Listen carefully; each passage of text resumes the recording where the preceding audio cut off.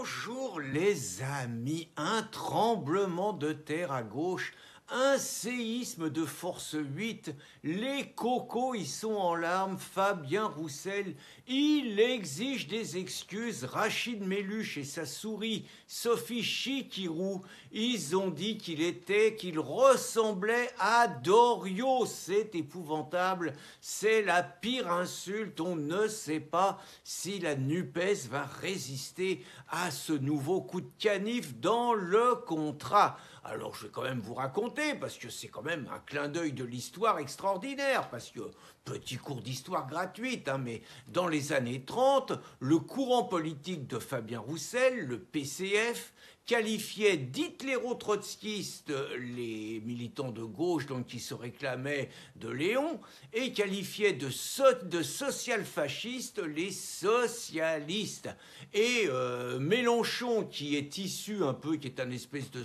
socialo-trotskiste, il a été trotskiste dans son jeune temps, il a été longtemps au Parti socialiste, aujourd'hui, par un fabuleux pied de nez de l'histoire, à son tour qualifie donc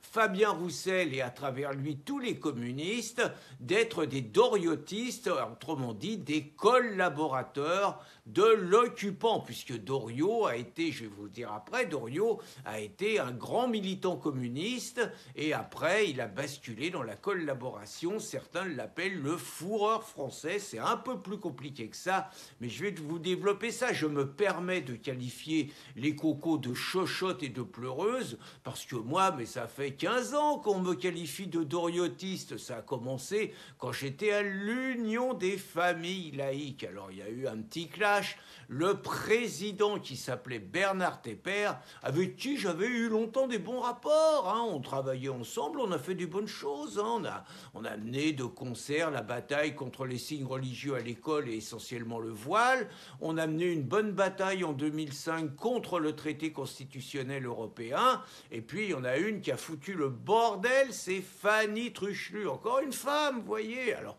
pas un bordel, pas une histoire de cœur ou d'autres choses entre nous, non. Fanny, donc elle s'est retrouvée, c'était une femme qui avait un gîte de montagne, elle s'est retrouvée avec deux femmes voilées qui voulaient rentrer chez elle avec leur voile, elle leur a dit qu'il fallait qu'ils retirent leur voile dans leur partie commune, les voilées ont pleurniché, elles ont été déposées plainte, moi je défendais Fanny, je disais qu'elle avait raison, et il paraît que j'étais un mauvais laïc et que je comprenais rien aux règles de la laïcité, donc évidemment,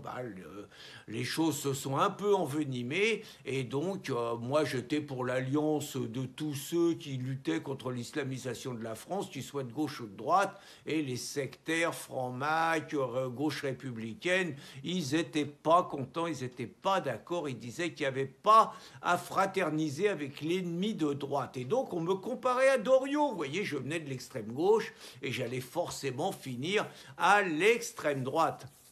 Et donc je vous mets un petit peu une vidéo, là j'étais passé sur La Ligne Jaune, donc une émission de Schneiderman, c'est une émission intéressante, elle remonte à 13 ans et je trouve vraiment passionnant de réécouter les échanges et j'espère quand on voit un peu ce qui est devenu l'offensive islamiste en France, en 2010 il n'y avait pas encore eu Mera, il n'y avait pas encore eu Charlie Hebdo, il n'y avait pas encore eu tout le reste et vous écoutez les discours de Bernard Tepper ou de Nadia Gertz, le vrai problème est qu'ils n'ont pas honte et qui continuent à nous dégueuler dessus, continuant par leur lâcheté et leur passivité à favoriser l'offensive de l'islam. Mais donc, le problème n'est pas là, mais je vous recommande quand même cette vidéo qui dure un peu plus d'une heure et qui est vraiment passionnante. Alors, par ailleurs, Doriot, c'est quand même intéressant parce que Doriot,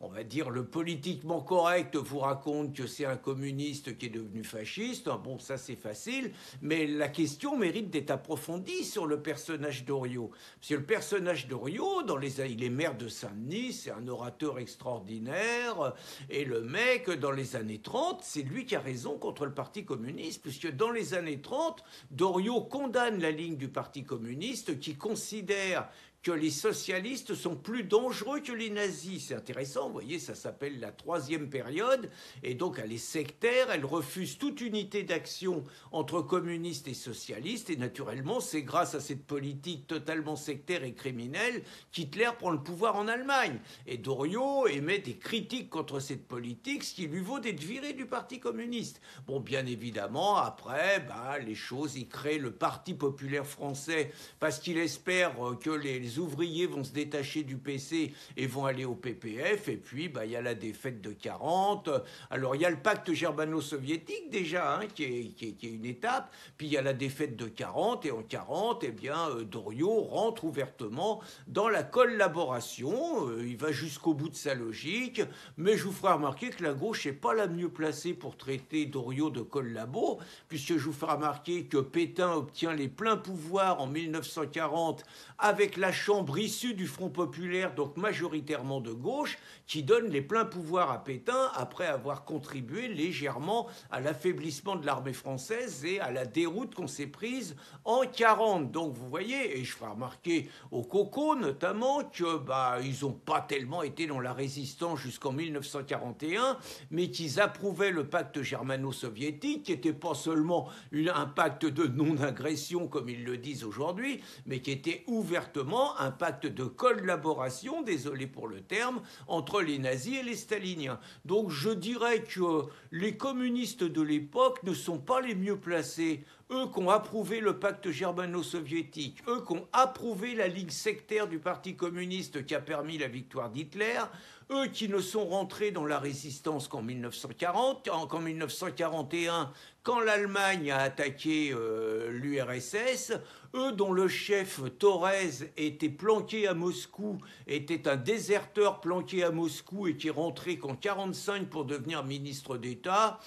Je suis désolé, entre un mec comme ça, déserteur, et un Doriot qui, lui, a été jusqu'au bout de sa logique et qui a combattu les armes à la main contre le bolchevisme, on en pense ce qu'on veut, mais il a quand même mis sa vie au bout de son fusil. Je ne suis pas sûr que les communistes aient beaucoup de leçons à lui donner. Je trouve par ailleurs qu'au niveau orateur, si vous écoutez Doriot, je vous ai mis une vidéo de lui, et si vous écoutez Mélenchon, désolé, mais Mélenchon ressemble beaucoup plus à Doriot que Fabien Roussel. Et puis, dernière chose, très franchement, est-ce que la gauche est la mieux placée pour dégueuler sur Doriot parce qu'il a été un collaborateur dans la période où la France était défaite, alors que eux, toute la gauche, Mélenchon, Roussel, les écolos, les socialistes, collaborent ouvertement, alors qu'on n'est pas défait militairement, collaborent ouvertement avec les musulmans, dont on sait que les plus radicaux d'entre eux n'ont qu'une envie, c'est nous remplacer et nous imposer la charia. Donc je considère